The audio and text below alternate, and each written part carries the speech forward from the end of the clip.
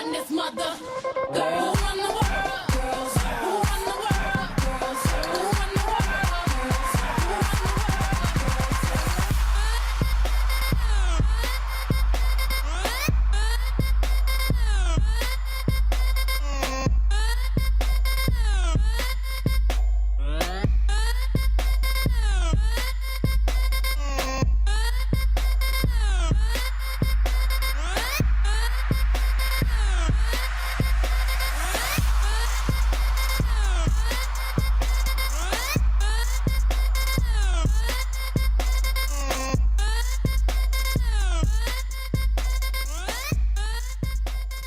Hi everyone, welcome back to your favorite entertainment show on UATV. I'm Clarissa Bustamante. And I'm Ashlyn Brothers. In lieu of International Women's Day, tonight's Razorback Reels will be all about powerful women in Hollywood. And who's more fitting to talk about that than the boss ladies right here in our studio. Tonight there will not be a single male on our panel. But just because they're not on our panel doesn't mean our show will completely devoid of men. That's right, we've got to mention them at least a little bit, right? In a game that we like to call winners and washouts. All right, let's start with Strangers Prey at Night. It's in its opening weekend, and it earned $10.4 million, knocking Red Sparrow right out of the top 3. It's a low-budgeted R-rated horror movie that received a 39% by Rotten Tomato critics and a 6 out of 10 by IMDb. So what do you think, winner or washout? I mean, I think it's a complete washout. As you can see on this graphic, we already decided that that's what it was. I mean, 10.4 million, that's not a lot, especially in an opening weekend. And I think that people just really aren't into these really R-rated horror movies right now, especially if it doesn't have any like big names in it or big name producers or anything like that. I don't think that anyone's gonna see it. No, it's a B-graded movie. I mean, it looks terrible. They're all the same at this point. Every R-rated horror movie is the same. Movies. No, trust me, I love horror movies, but this, I mean, come on, you've got to be more original than this. And this looks like The Purge. It could be like a poster for The Purge, for all we know. It's literally The Purge. I mean, I'm telling you, they're all the same. They are all the same, guys. So clearly we don't like scary movies here. Well, the movie sitting pretty in the number 2 spot this weekend is A Wrinkle in Time. With Reese Witherspoon and Oprah Winfrey, this movie was destined to be a hit, I thought. Yeah, but I don't think the studio got the results it expected. In its opening weekend, the fantasy film grossed $33.1 million in the box office, which is only about $20 million more than our washout, Strangers. Yeah, and as much as I hate to say it, because I love Oprah and Reese, which we'll talk about a little bit later in the show, I honestly think this movie, I think it's a washout. What do you think? I think based on the reviews and based on what everything else has said, it is a washout, but I watched the preview and I really wanted it to be good. I mean, I'm a huge fan of Disney movies. Did you like their preview? I loved the preview. I really did. I'm big into that, you know, fantasy. I love Disney movies. Everybody loves fantasy, right? I mean, obviously, Oprah and Reese, as you said, I mean, they're in it, and I thought it was going to be phenomenal. I thought this little girl in it was going to be great. I don't know. I really had high hopes for it. But so why do you think people aren't watching it? You know, if you had to guess. Yeah, I mean, I'm thinking that a lot of people right now are really into the empowerment movies and something that's maybe more of a true story or something that. But it's like Oprah. Strength. Like, who says empowerment more than Oprah? I know, but I think unfortunately people are kind of moving on from that fantasy, moving on from that Into the Woods, Wrinkle in Time type of movie, and they're moving on towards more of that female empowerment, soul surfer, you know, type of movie. Yeah. Well, hopefully it'll climb up a little bit in the next coming weeks. I'm hoping. We'll have to see. I'll go see it. All right, so at the top of the pecking corner, the highest grossing and record-breaking movie in the box office right now is Black Panther. Who is surprised? Oh, I know, right? Honestly, earning $40.8 million, this movie has not moved from number 1 since it came out. And worldwide, this movie has made over $1 billion. It passed The Dark Knight to become the second highest grossing comic book movie of all time, right behind Avengers. So Ashlyn, what do you think about all of this? I mean, obviously I'm not surprised at all, because I mean, not only is it, you know, obviously showing the diversity requirement or meeting the diversity requirement, but it's also, it surpasses the requirement. Even if there isn't a requirement, I think no, absolutely. Well, and it's a Marvel movie. I mean, everyone loves this because you've got, you know, you've got all the different elements that you need. You've got the action, you've got a little bit of romance, you've got a little bit of comedy, and I think that that's like the perfect type of of film that gets people to be able to, sit on the edge of their seats, be evoked by that emotion, but also, be able to take a break from the monotony of life in general. That, and then just like the typical Marvel movies when you're seeing a bunch of, white guys with tight pants on, Now you've got, what's his name, Michael B. Jordan without a shirt on. So, that I would take over. I mean, I approve. I definitely approve. No, I mean, I think that this is a great movie, and it really says something that this is its 4th week, and it's still at #1. That's absolutely insane. That's not very typical either. No. But today marks the 2nd day Scientology TV airs on television screens around the United States. The controversial religion created the network to inform people about who and what the church is. And Scientology TV will air programs such as Inside Scientology, L. Ron Hubbard in his own voice, and Meet a Scientologist. They named these, obviously not us. Apple TV, Roku, and DirecTV will all stream the new network. And so what do you think about this, Ashlyn? Where do you think this came from? Why do you think that they need a show? Well, I think that a lot of people in the industry are supporters of the Church of Scientology, and so I think that that's coming from them. Obviously, the producers, the directors, everyone that is constructing this show. They're already in the industry, so they're kind of pushing it in there. in the industry, and they're endorsing this, and I think that they're seeing all these Christianity films that have come out, with especially The Shack with Octavia Spencer. Yes. That was a big one that came out recently. Phenomenal movie, by the way. But I think that that's one thing that they're trying to push, and they're trying to say, I even read about it, and it said, we're not trying to convert you. We're not trying to change your opinion. We're just trying to put out there what we believe. Yeah, I agree. And I think that the Scientology Church has gotten a lot of backlash. Leah Remini had that show about, she joined the church and saw how bad it was, and she said it was abusive and this and that. So I think that this is their way of kind of coming back and saying, wait, no, we're actually a really good place. But I guess we'll have to see the show and make our judgment for ourselves. Well, the 2 brothers behind the creation of Stranger Things are under fire for reports of verbal abuse on set, which is bad, but at least it's not another sexual abuse case. One of the women on the crew said that she would not return for season 3 because of the nature of Matt and Ross Duffer. In response to this, the 2 said in a statement, quote, "We are deeply upset to learn that someone felt uncomfortable on our set due to the high-stress nature of production. Tempers occasionally get frayed, and for that, we apologize." After an investigation, Netflix found that the producers had done no wrongdoing. What do you think about this, Clarissa? Do you think they did it or not? I mean, it's really hard to pick because it's kind of like a he said, she said kind of thing. I want to believe this woman, of course, because we're talking about women empowerment and things like that. But the fact that nobody else has come out and said that they were verbally abusive on set kind of makes me a little bit skeptical. So we're just gonna have to see how the rest of the cast reacts to this. Yeah, I think that in today's society, it's so hard to believe what's true and what's not. And like you said, I'd like to believe that what she's saying, like she wouldn't lie about something like that. But at the same time, I also want to believe in the good of mankind and think that like maybe these guys didn't actually do anything wrong. And so it's Stranger Things is such a good show, and I would hate to see it I love it for sure. But in lighter news, Beauty and the Beast is coming back to life. Disney just announced that a live rendition of the movie will be performed at the Hollywood Bowl for a special 2-night concert. I'm so excited. Starring in the show will be New Girl stars Zooey Deschanel, Rebel Wilson, Kelsey Grammer, and Jane Krakowski. But this isn't the first time Disney has done something like this. In 2016, they gave fans The Little Mermaid live in concert at the Hollywood Bowl as well. So what do you think, Ashlyn? Quickly, what do you think? It's going to be good, bad? Oh, it's going to be phenomenal. Zooey Deschanel is literally one of my favorite actresses. She's super great. I mean, she's precious, obviously. I think it's going to be a great cast, and I think that The Little Mermaid was pretty successful, but Beauty and the Beast, how can you do it wrong? You really can't. Well, after a 2-year break, American Idol makes a return to the world of television with 94% of its original audience. While reports say it won't be giving The Voice a run for its money anytime soon, unsurprisingly, it's predicted to have a pretty successful season. That's right. This year, the singing competition added big-name stars like Katy Perry, Luke Bryan, and Lionel Richie to their judging panel, but they came in at a steep price. Katy Perry alone will get paid $25 million for the season. That's crazy, and Ryan Seacrest is the next highest paid, which is weird because he's been there for, 15 years? And he's only earning around $12 million, and Richie and Brian come after him with salaries close to $7 million. So is Idol going to ever be the same? No, it'll never be the same. I mean, obviously, you know. What is this? This isn't even Idol. I mean, This Seacrest is not, is there, no. He's American Idol originally, but the rest of these people, this is like some like knockoff version. This is not what American Idol is. I'm sorry. It's a good show. I've seen it, but it's not. It's incorrect. It's not. You can't call that American Idol.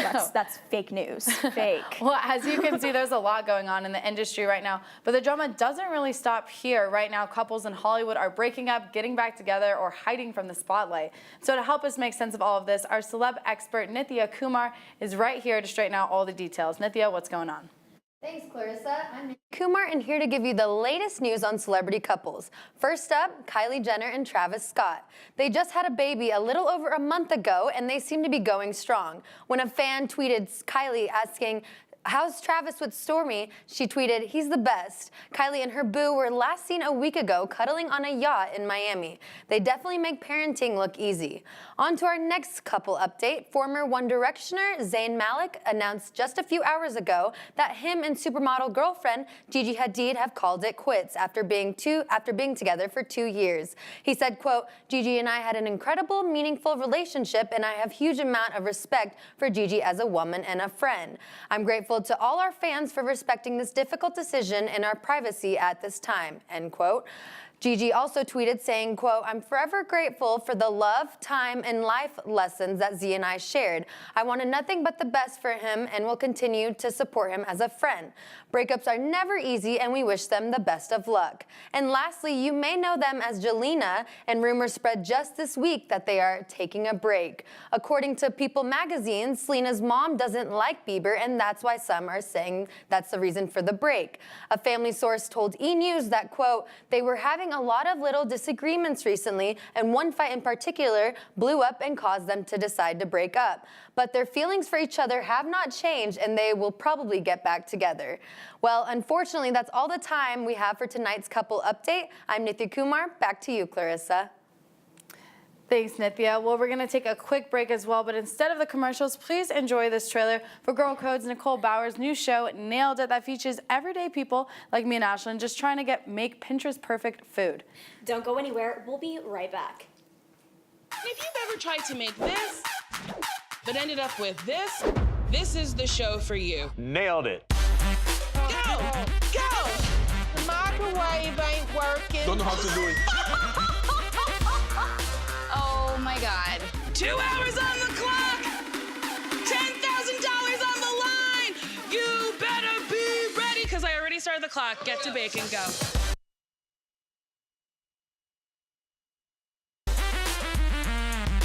Oh, wow! It looks like it's alive. Can't forget the vodka. Ooh. Oh, boy. It's very gooey. Supposed to be. I think I've never had a cake pop.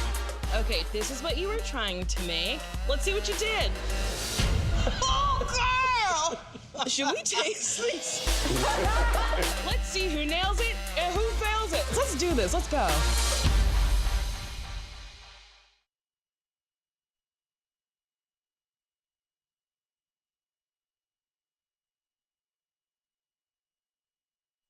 Yayo's is fresh at its best.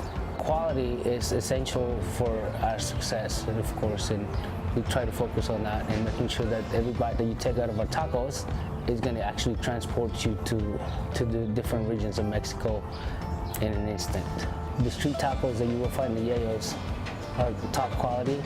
We utilize local sustainable practices for our farming operations. So our cilantro, our spring onions, our lettuce, pretty much all the ingredients that you find with us are fresh.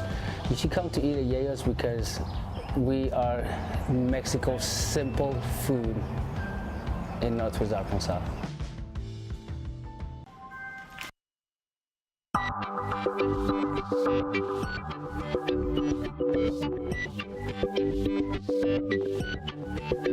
Well, as we mentioned earlier, this episode of Razorback Reels is all about celebrating the powerful women of TV and film. And to do that, we're going to be talking about some of the movies that we love that either feature strong female leads or, you know, just women in power. So we're going to start it off with Blindside. I know on the other desk over there, you were really excited about it. Tell me why you love Blindside.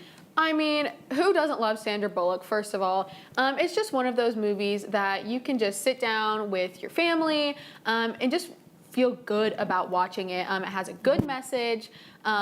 It makes you cry. It makes you laugh. So what makes Sandra Bullock a strong woman? I think that just her role in that film and just her portraying this true story of adopting this boy that she basically found off the streets, and she in this movie just I think she shines. Obviously, every movie that Sandra Bullock's in, I love, but this one in particular, she kind of made my heart feel a little bit more. Yeah, she's so strong, and she has, you know, that guts that like a lot of, you know, women in a leadership role, particularly in films in the past, haven't really been able to show. But in quotes such as, you know, what was the one of where she's like, "Don't you dare lie to me," or whenever she pointed out the guy in the number when they were playing on the field, and they were like, "That there is my son." You know, she points out that, you know, I am a strong woman, I'm an independent woman, and you know what? She really portrays her character in a light that I don't think was seen before this film was made. Yeah, I absolutely agree. And you know, it's not only her showing, you know, him and her family that she can be strong. You know, she shows that to her friends. You know, there's that one scene where, you know, she's eating, you know, the overpriced salads with her friends, and they're like, really? Yeah, they're like, are you gonna do this? And she's like, yeah, absolutely, I'm gonna do this. Like, this is my son, and you know, this is someone that I love and I've adopted into my family. And you know, if you have a problem with that, then you know, we can't be friends. Or whenever she encounters, she goes back to her son's home, and she encounters some guys there, and she says, you know, I'm always packing. She shows, you know, that she's strong. She's you know? always packing. She's always packing, right? I know, that's crazy. Yes, but and the sass is something that we see a lot in these strong women. You know, people who aren't going to take anything from anyone. And we've got Sandra Bullock again in The Heat, this time with Melissa McCarthy, and I think that these some boss women. Oh gosh, they are boss women, and I think that they are really great in what they do. What do you think? I love Sandra Bullock no matter what role she plays. I think she's hilarious, first of all, so she can do serious, like in Blind Side, but she's also got a little comic relief, but more love. And then in The Heat, she's just absolutely hilarious with an even more hilarious Melissa McCarthy. I think together they can play such strong women, and that this movie was actually hilarious. Yes, they're getting stuff done, but they're also being hilarious at the same time. And I think that's a really hard line for, you know, women to walk, like especially in film. You know, you see them as, you know, the sexy girls or the girls that are just kind of, you know, on the side, and this whole movie is about them. So I think that's really cool. Well, and let's take a moment to talk about Melissa McCarthy and how she just defies everything that is a stereotype of women, especially in this movie. I think she's phenomenal. I mean, I love her in this movie, in The Heat. I love her in Gilmore Girls. And Bridesmaids. And Bridesmaids. Oh She's just super funny. Her comedic timing is on point. She's hilarious. She's a brilliant actress, a brilliant writer, too. She writes some of her own stuff, and I think she's just absolutely incredible. What do you think, Paige? Yeah, I just think she speaks her mind, and everything she says is just hilarious. Like, she's so blunt. Like, Bridesmaids is my favorite movie that she's in. I can't. She's awesome. Yeah, no, I agree. So let's talk about Legally Blonde. I think that this is a movie that everyone can see, that really shows how powerful women can be and how powerful women's minds are. You know, we've got Reese Witherspoon, you know, she's a typical sorority girl, Delta Nu. I know, Ashlyn, you know all about this. Delta who? Delta Nu. Delta Nu, yeah. And so, you know, she's just a typical sorority girl. You know, she seems kind of bird-brained a little bit. And then she decides, hey, I'm going to go to Harvard. I'm going to take my little chihuahua with me, and I'm going to do it. And she was able to do it. And I think that shows women everywhere that no matter, you know, who you are, what your background is, or, you know, what people label you as, you can just go out and do whatever you want to do. Well, and she kind of shows that, like, you know, because usually whenever they started creating these roles where women were, you know, taking more of a power move, it showed like you were either, you know, a kind of almost butch per se versus like super feminine and kind of just behind the corner, behind the scenes. But in this movie, you know, she takes on that feminine role, but she's also super encouraging, super empowering, and she's able to show people that, you know, she defies odds once again, like just like a lot of these other women that we've been talking about. And even though she's in a feminine role, you know, that's one way to show women empowerment, but there's a lot of ways to show it even if it's not in a feminine role. Like, let's take Jennifer Lawrence in Hunger Games. You know, she you know, she's portrayed as, you know, dirty. You know, she has to hunt for her family. Katniss Everdeen. You know, she's sacrificing her life for her sister. You know, she's not looking for a boyfriend. She's not looking for love. You know, she's not trying to get married. There's none of those themes in there. It's all about saving her family and saving herself. And I think that is so admirable. And everyone, this was like kind of, I know she's had many roles in the past, but this was kind of her breakout role, and now she's taken over so many incredible women empowerment roles. Right, you know, she just Joy was one Joy. of She them. came out in Red Sparrow. Yes.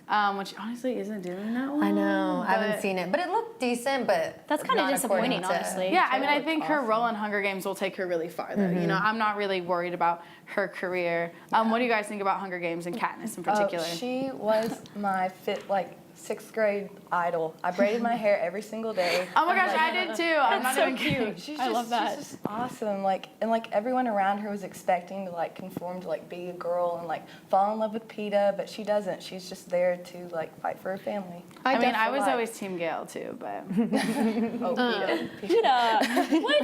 Clarissa? oh my gosh, if you read the books, you'd be Team Gale. I promise. I did read the book. Oh my gosh, then we got a I don't think we can ever agree then. Rachel, what do you think about this? I was just saying that I think Katniss, her bravery just shines in this movie, and it really shows that a woman can save the day, you know, and it's not always a man that's the knight in shining armor. She really came through on this movie and just really showed that, like you guys were saying, that she was taking on those roles of saving her sister and really like playing the hero in this film. And there's so many great roles to talk about, and one specifically that I want to end with is Gal Gadot in Wonder Woman. I mean, there's so many reasons that this is a great movie, not only because of the strong female cast. You know, we've got some Victoria's Secret angels in there, you know, an all-woman island. We've got Patty Jenkins as a director. And I know, Nithya, you really like this I love this movie. After was going to the theaters and seeing it, I was just like, I love Gal Gadot because she just portrayed this role so great, and I wanted to be a Wonder Woman, kind of. But Right, that's what I felt too. even I at was like, 23, I'm just like, what? I feel so like I want to be Wonder Woman, but it's because of Gal Gadot, and they picked her specifically because she's in her younger 30s, but she went to law school first, then became a mom to 2 children, was pregnant while filming Wonder Woman. So why not pick her? She's literally Wonder Woman. Wonder Woman. All right, well, we're going to take one last break, but when we come back, we'll talk about our favorite women in Hollywood and why they're important to not only us, but women around the country. All right, we're back with Bill Hader. He's going to host SNL this weekend, so we thought we'd play a little game to get you ready for it. I am going to hit this button right here, and it's going to land on an activity and a name, and whatever pops up, you're going to have to do your best impression. All right? Oh, no. Yes, you'll do it. All right, let's see. Reading to preschoolers. Puff the Magic Dragon huffed and puffed and then kept puffing and puffed some more, and then he like got some Oreos with his friends and then puffed some more, and then like he watched Jerry Springer for like 5 days.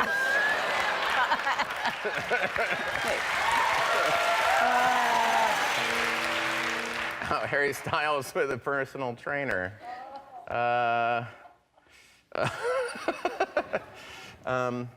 No, you could put more on than that. No, go ahead. You could put more on there. No, do it. Do it. No, try it. No, take it off. Take it off. Take it off.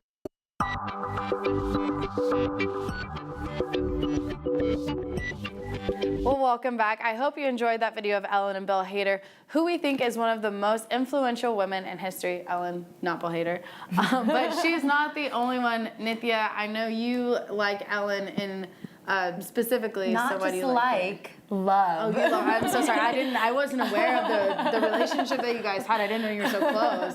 I absolutely love Ellen. I watch her every day, and if I'm not watching her, I have it recorded. Like, I will always be watching her because she just makes me feel like I can do whatever I want to do as a woman, not just as a woman, but that I can do anything at my age, at like who I want to be, whatever. She just has such a great I don't even, like, there's just so much love that I have for her that I can't even express it. And she's all about giving back too, you know, not only is she a strong woman and a philanthropist, you know, she has other women come on the show and she celebrates them, which is so important. That's a big thing, is women celebrating other women. And speaking of that, we've got a couple other women to talk about. Paige, who is the person that you look up to in Hollywood? Jennifer Lawrence And is why? my all-time favorite actress because she's the most down-to-earth person. Like, I just feel like I could go up to her and I could just have a normal conversation with her. And plus, she's fallen at like 4 awards shows. So Why is that? Why does she fall every time? I don't know. That's just That's honestly so relatable though. Like, if I ever got an award, I don't really see that happening. But if I did, I would 100% fall up the stairs. I fell down the stairs the other day, so like there we go. I fall up the stairs, so Up, down, anyway, stairs are dangerous. It's hard walking in heels, honestly.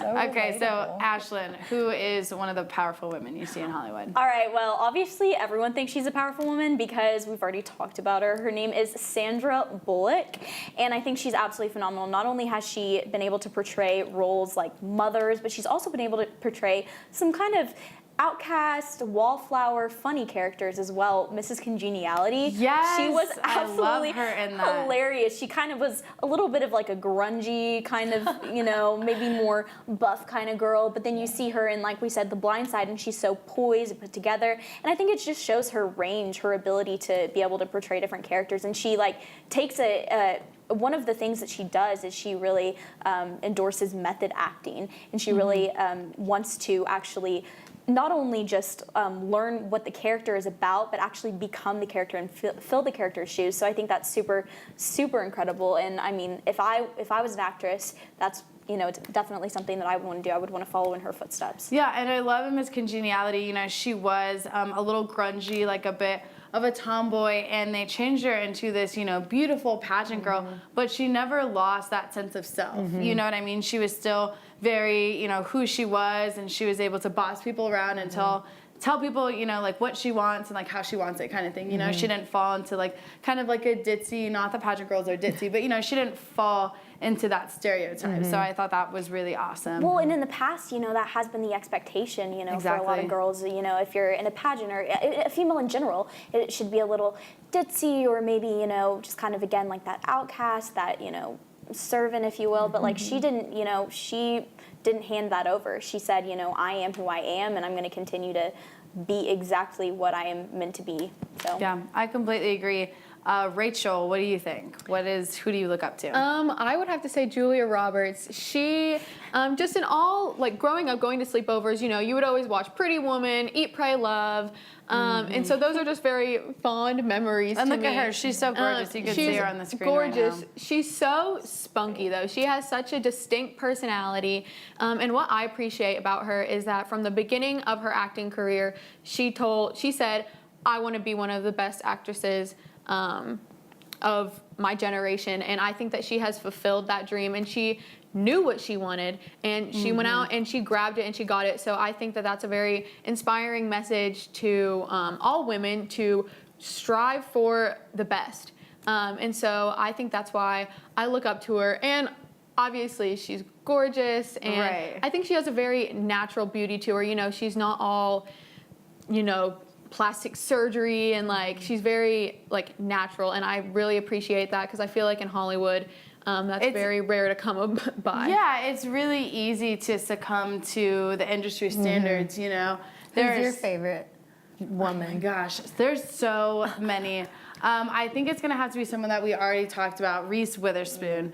I mean, we talked about her in Legally Blonde. You know, she just came out with her and Oprah are best friends, and I feel like that alone makes her one of the most powerful women ever. I mean, of course, Oprah, but Reese. I mean, she has her own clothing line. She's a producer. She's an actress. She's a mom. She's a mom. I mean, and she's doing all these different things. And she came out in an article earlier, and she said that she, you know, she's tired of shying away. She's tired of being meek and saying, oh, you know, like trying to be humble. Like, yeah, I guess I'm doing pretty well. She's like, you know, you see basketball players, you know, those professional players, they're, you know, yeah, I'm the best one on the court. You know, you see men boasting about how good they are. She's like, why can't we do that for women? You know, why can't women boast equally as much as men without, you know, looking bad, you know, because that's not the typical attributes of a woman to be boastful. And so I think that's awesome that she was able to do that. I mean, do you like Reese Witherspoon? I love her. She's definitely someone to look up to, and she's very talented, and I love her. She's one of the most powerful women in Hollywood. I think all of those were. Yeah, no, I completely agree. What do you guys think? Do you think Reese is number one, or do you guys all stick with your choices? I like my choice personally, but at the same time, I can see where you come with Reese Witherspoon. And Yes. Oprah, adding Oprah in there. Of course. And Oprah, them together. Well, that's Them all together, the time we have for Superwoman. right now, so catch us next time on Next Tuesday.